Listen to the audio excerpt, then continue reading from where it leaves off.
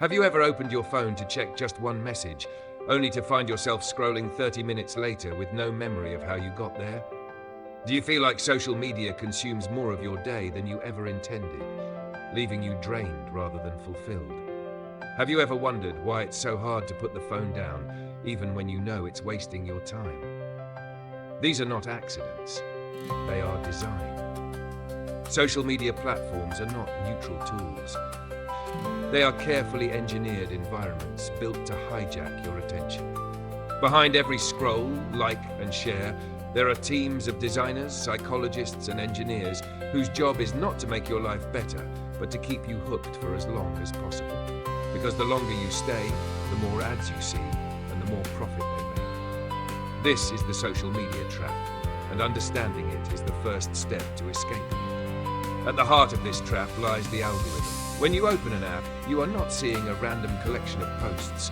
You are seeing content curated by algorithms designed to maximize your engagement. These algorithms are constantly learning what captures your attention. They analyze every click, every pause, every scroll, and use that data to predict what will keep you glued to the screen. On the surface, this feels convenient. Your feed seems personalized to your interests. But beneath that convenience is manipulation. The algorithm is not optimizing for your happiness, your growth, or your well-being. It is optimizing for your attention, because attention equals revenue. The psychology behind this is both fascinating and disturbing. Social media platforms exploit the same brain mechanisms that make gambling addictive. When you refresh your feed, you don't know exactly what you'll see.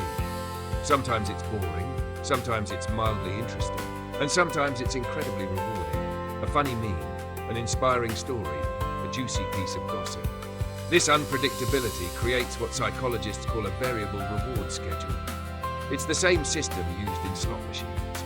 Because you never know when the next hit of dopamine will arrive, you keep pulling the lever, or in this case, keep scrolling. Likes, comments, and shares play into this as well. Each notification is a tiny social reward, a signal that someone sees you, that values you, or reacts to you. Your brain processes these notifications like microdoses of validation, releasing dopamine and reinforcing the behavior. The more you post, the more you check for feedback. This cycle keeps you coming back, not because you consciously want to, but because your brain has been conditioned to crave the hit. In many ways, social media is less about connecting with others and more about feeding a carefully engineered addiction. What makes the trap even more powerful is that it doesn't just steal time, it reshapes your brain. Studies show that heavy social media use is linked to reduced attention span, increased anxiety, and diminished ability to focus on tasks without stimulation. Your brain, trained to seek quick hits of novelty, struggles with sustained concentration. This is why reading a book or working on a project can feel so much harder after spending hours online. The algorithm doesn't just capture your attention in the moment, it rewires your attention over time. Another consequence of the social media trap is the way it shapes your worldview. Because algorithms prioritize content that keeps you engaged, they often amplify outrage, controversy, and emotionally charged material. Anger and fear are powerful drivers of attention, so divisive content tends to rise to the top of your feed. This creates echo chambers where you see more of what you already believe and less of what challenges you. Over time, this distorts your perception of reality, making the world feel more polarized, more hostile, and more extreme than it actually is. In this way, algorithms don't just hijack your attention, they shape your beliefs, your emotions, and even your identity. So how do you escape the trap? The first step is awareness. You need to see social media not as a neutral playground, but as a casino designed to keep you inside. Once you recognize that every feature, the endless scroll, the notifications, the autoplay videos, is engineered to manipulate you, you can begin to take back control. Awareness gives you the power to question your habits. Why am I opening this app right now? What am I looking for? Do I actually want to spend my time this way, or am I being pulled in by design? From awareness, you move to boundaries. Boundaries are how you reclaim your attention from the algorithms. This might mean turning off non-essential notifications, so your phone isn't constantly tugging at you. It might mean deleting apps from your home screen, so they're not the first thing you see. It might mean setting time limits or using tools that block access after a certain point. Boundaries are not about rejecting technology entirely. They're about using it on your terms rather than being used by it. Another powerful strategy is replacing passive scrolling with intentional use. Instead of opening an app whenever you're bored, decide in advance when and why you'll use it. For example, you might set aside 10 minutes to check updates from friends or follow a specific interest. By using social media intentionally, you shift from being a product of the algorithm to being an active participant in your own attention. Silence and stillness also play an important role. Part of what makes the social media trap so effective is that it fills every gap in your day. Waiting in line, sitting on the bus, even walking down the street, every empty moment becomes an opportunity to scroll. But it's in those empty moments that your brain processes, reflects, and restores itself. By resisting the urge to fill silence with scrolling, you give your mind the space it needs to recharge. Reclaiming boredom, in a sense, is one of the most radical acts you can take against the algorithm. We should also consider the role of community. Escaping the trap is easier when you surround yourself with people who value presence and depth. If your friends are constantly on their phones during meals, you'll feel pressure to do the same. But if you cultivate relationships where people put devices away and give each other full attention, you create an environment that supports focus. Communities can reinforce distraction, but they can also reinforce clarity. Another piece of the puzzle is creating alternative sources of reward. Social media works because it taps into our need for novelty, connection, and validation. If you want to reduce its hold, you need to find healthier ways to meet those needs. This might mean engaging in hobbies that provide a sense of progress and mastery, spending time in nature for novelty, or building face-to-face relationships for connection. When your life offline is rich and rewarding, the pull of the digital casino deepens. Finally, it's important to recognize that escaping the social media trap is not about perfection. You will slip. You will sometimes scroll longer than you intend. The goal is not to eliminate social media completely, but to break its control over your attention. Each time you notice the trap and step away, you weaken its hold. Each time you set a boundary or choose silence, you strengthen your freedom. Over time, these small choices compound, allowing you to reclaim your attention and live with greater clarity. The social media trap is real, but it is not unbreakable. Algorithms are powerful, but your awareness, boundaries, and choices are more powerful. By understanding how your attention is hijacked, you take the first step toward reclaiming it. By practicing intentional use, you turn technology from a master into a tool. And by building a life rich in presence, connection, and purpose, you escape the endless scroll and return to what truly matters. This is not just about productivity, it's about freedom. When you reclaim your attention, you reclaim your time, your energy, and your life. You begin to live by design, not by default. You discover that focus is not lost, it has simply been buried under noise. And when you uncover it, you open the door to a life of clarity, creativity, and meaning beyond the algorithm. The social media trap is powerful not just because it steals your time, but because it reshapes the very fabric of how you think, feel, and behave. In part 1, we looked at how algorithms are designed to hijack your attention and why your brain finds it so hard to resist the constant scroll. Now in part 2, we'll go deeper. We'll uncover the subtle ways algorithms manipulate your emotions, distort your sense of reality, and influence your decisions. And we'll begin to explore practical strategies for loosening their grip so you can start reclaiming your attention and freedom. To begin, we need to understand that algorithms are not neutral machines. They are profit-driven systems, optimized for engagement above all else. What does engagement mean? It means clicks, likes, comments, shares, and time spent on the platform. The more engaged you are, the more ads you see, and the more money the company makes. Engagement, however, does not equal well-being. In fact, what keeps you most engaged is often what makes you least happy. One of the most effective tools algorithms use to keep you hooked is emotional manipulation. Research shows that emotionally charged content, especially content that triggers outrage, fear, or envy, spreads faster and gets more engagement than neutral content. That's why your feed is often filled with dramatic headlines, polarizing opinions, and posts that spark conflict. The algorithm doesn't care if the content makes you anxious or angry. It only cares that you click, comment, or share. Over time, this shapes your emotional landscape.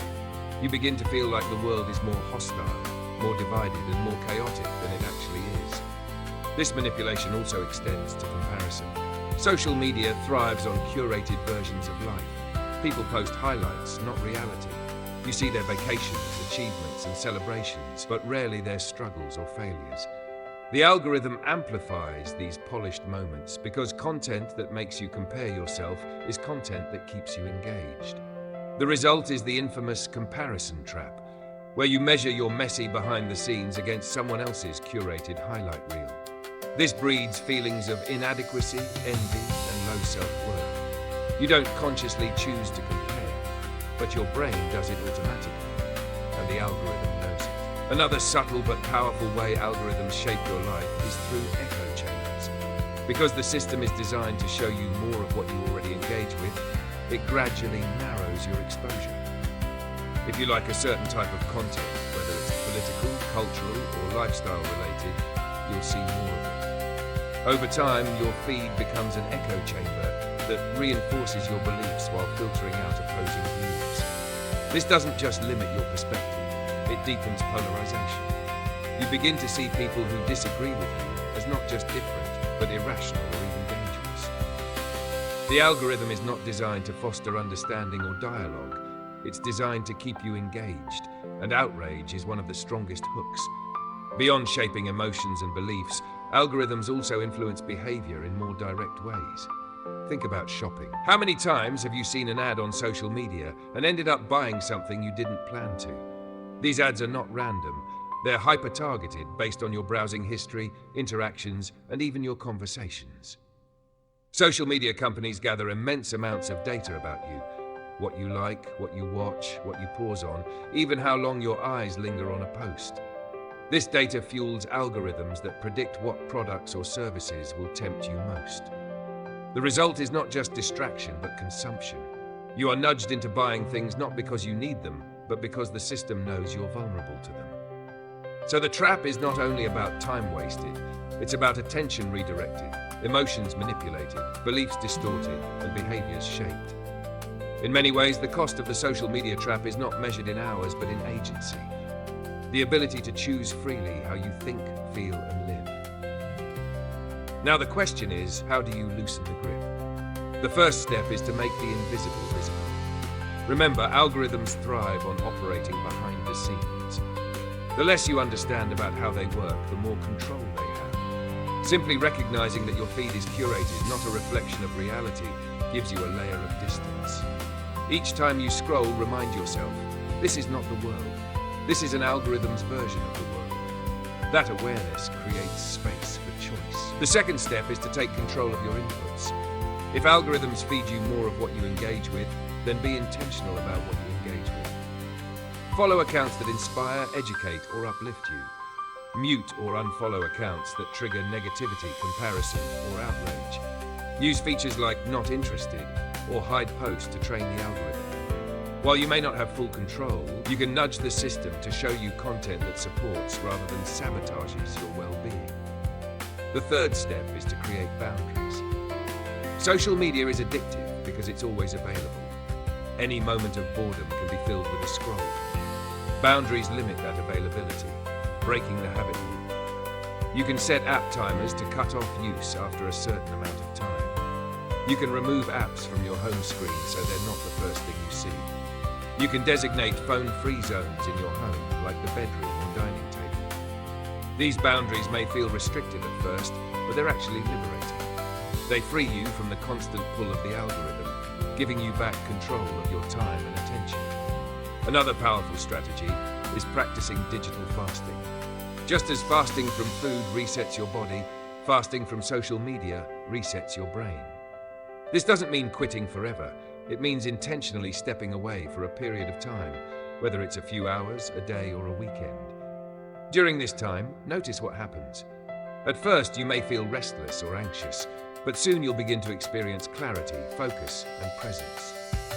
You'll rediscover the richness of offline life, the conversations, the creativity, the stillness that social media have been crowding out. Each fast weakens the algorithm's hold, reminding you that you can live fully without it. Equally important is filling the gap with healthier rewards. Social media hooks you because it meets fundamental needs for connection, novelty, and validation. To reduce its pull, you need alternative ways to satisfy those needs. Instead of seeking connection online, invest in face-to-face relationships.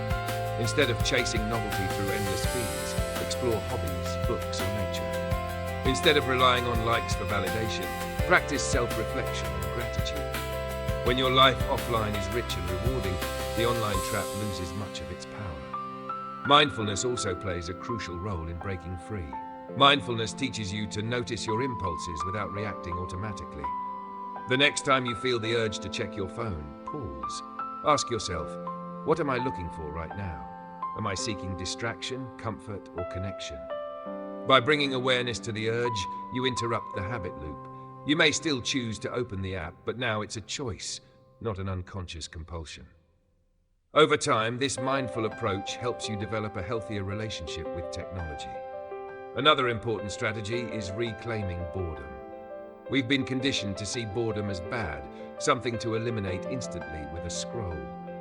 But boredom is actually fertile ground for creativity, problem-solving, and self-discovery. When you resist the urge to fill every gap with social media, you give your mind space to wander. This wandering is not wasted. It's when your brain makes connections, generates ideas, and processes experiences. Reclaiming boredom is reclaiming one of the most human parts of yourself. Let's also not ignore the collective dimension. Breaking free from the trap is not just an individual task, it's cultural. When workplaces expect instant responses, when friendships revolve around memes, when news spreads primarily through platforms, opting out can feel impossible. That's why we need to normalize healthier digital practices. Imagine workplaces that respect deep work and discourage constant checking. Imagine families that put phones away during meals. Imagine communities that value presence over performance. Cultural change begins with individual choices, but it grows when those choices are shared and reinforced by others. Finally, it's important to approach this journey with compassion. Escaping the social media trap is not about quitting cold turkey or never slipping again. It's about progress, not perfection. There will be days when you scroll longer than you planned. There will be times when you get caught in the algorithm's hooks. That's okay. Each time you notice, each time you step back, you're strengthening your awareness and weakening the system's grip. The goal is not to be perfect, but to be free, to reclaim enough of your attention that you feel present, intentional, and alive. The social media trap is powerful because it exploits some of our deepest psychological needs. But those same needs, connection, curiosity, validation, can be met in healthier ways. By becoming aware of the trap, setting boundaries, practicing digital fasting, and building rich offline lives, we can loosen the grip of algorithms and reclaim our attention. In the end, the question is simple. Do you want to live by design or by default? The algorithm has its design for you, but you have the power to choose your own. The social media trap is one of the most powerful forces shaping human behavior today. It doesn't just pull you in for a few minutes of entertainment.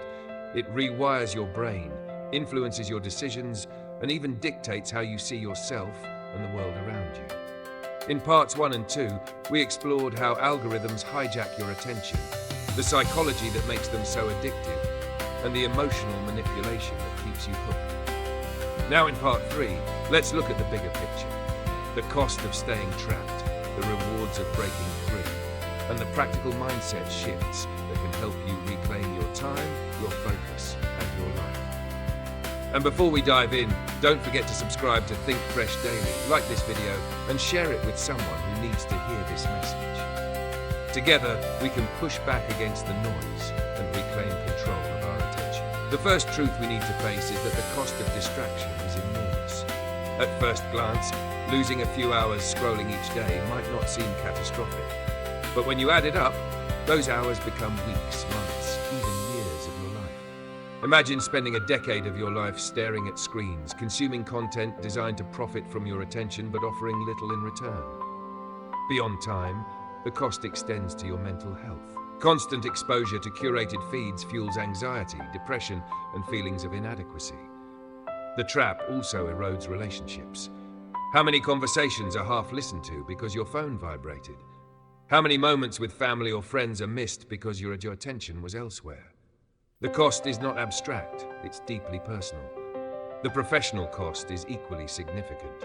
Attention is the foundation of productivity, creativity, and problem solving. When your focus is fragmented by constant notifications and endless feeds, your ability to do meaningful work suffers. Projects take longer, ideas remain undeveloped, and your potential goes unrealized. Social media doesn't just waste time, it steals depth. It replaces concentrated effort with scattered fragments of energy, leaving you exhausted without a sense of accomplishment. If you've ever felt like you worked all day but achieved nothing, the trap may be to blame. But there's a deeper cost still, the erosion of self. When algorithms feed you content designed to provoke, outrage, or entice, they begin to shape not only what you see, but what you value. Over time, you may find your sense of identity subtly influenced by trends, influencers, and the pursuit of validation. Instead of living by your own values, you risk living by the metrics of likes, shares, and followers. The trap doesn't just steal your time, it reshapes who you are becoming. So why does this matter? Because reclaiming your attention is not simply about being more productive. It's about freedom. Freedom to think your own thoughts, to choose your own values, to live your own life. Breaking free from the trap means stepping out of someone else's agenda and stepping back into your own. How do you make that shift? It starts with a radical reframe. You must begin to see your attention as sacred. Just as you would not let anyone walk into your home and take what they want, you must not let platforms walk into your mind and seize your attention. Each time you open an app, ask yourself, is this how I want to spend my limited time on Earth? This question can be uncomfortable, but it's also clarifying. When you realize that every scroll is a choice, you begin to reclaim power. From this reframe, you can build practical habits. One powerful strategy is attention budgeting. Just as you budget your money to align with your values, you can budget your attention. Decide in advance how much time you want to give to social media and stick to it. Treat that time like a resource, not unlimited but finite. If you want to check your feeds for 20 minutes in the evening, fine. But when that budget is spent, you step away. This practice transforms social media from an unconscious compulsion into a conscious choice. Another crucial shift is moving from consumption to creation. Social media is most harmful when you passively consume endless content, but when you use it to create, share, or connect with purpose, the dynamic changes. Ask yourself, am I using this platform to add value or just to escape?